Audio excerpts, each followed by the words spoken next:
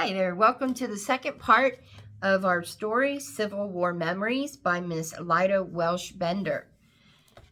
Now, we just learned in the last part that we read last week that the troops had just arrived a few hours too late to take part in the engagement and were now just encamping on the battlefield. So to move forward, and this will be a 4-part series, so this is going to be part 2. Scores of our town people rushed to the house and brought back sickening details and gruesome relics of the battle.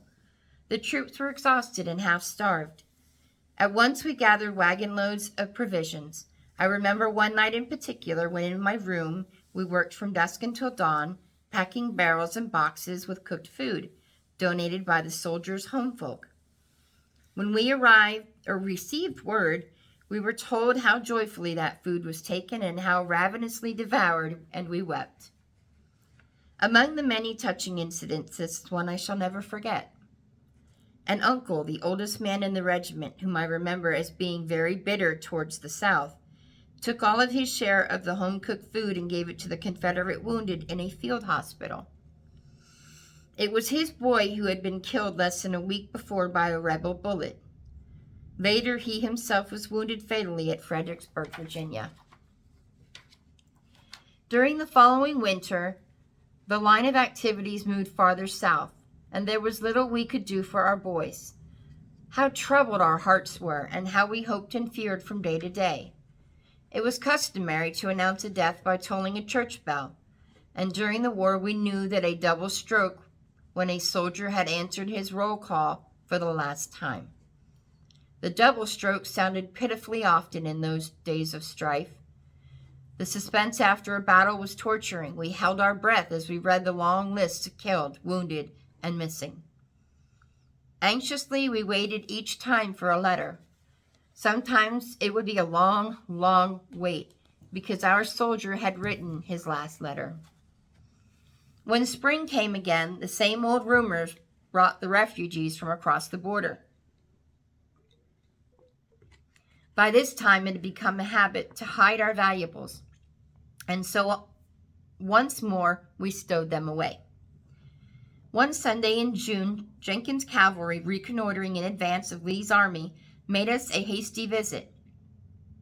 But hearing of Federal troops on the mountains a few miles east of town, scurried back across the border.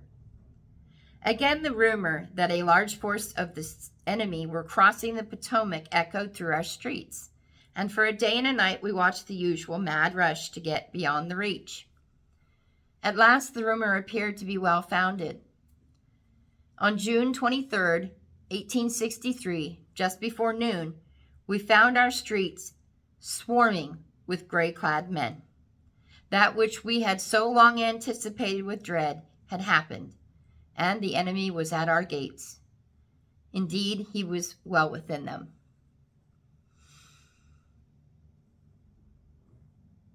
At once the town was placed under martial law.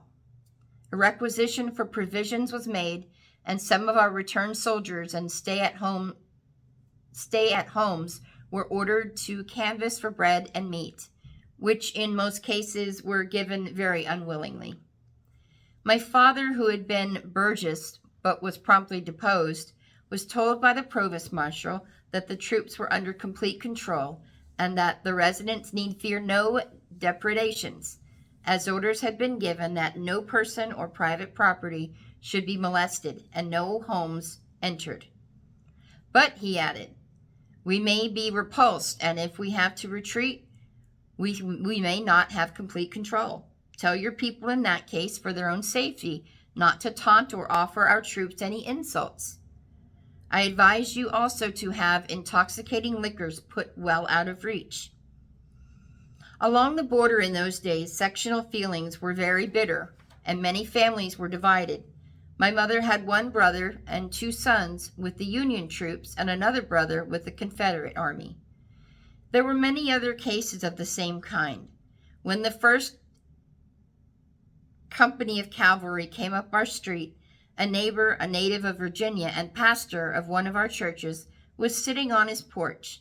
The captain of the company dismounted and the minister rushed to meet him. They were brothers, and they embraced with tears coursing down each face.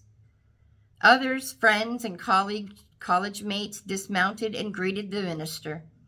At the same time, his wife, an ardent Unionist, had shut herself in the upper room and was crying hysterically because of the desecration of the Pennsylvania by rebel feet. So that was part 2 out of 4 parts of Civil War Memories by Lida Welsh Bender. Thanks for joining me. I look forward to giving you another part to this great story, what she remembers happening in her life next week. So stay tuned.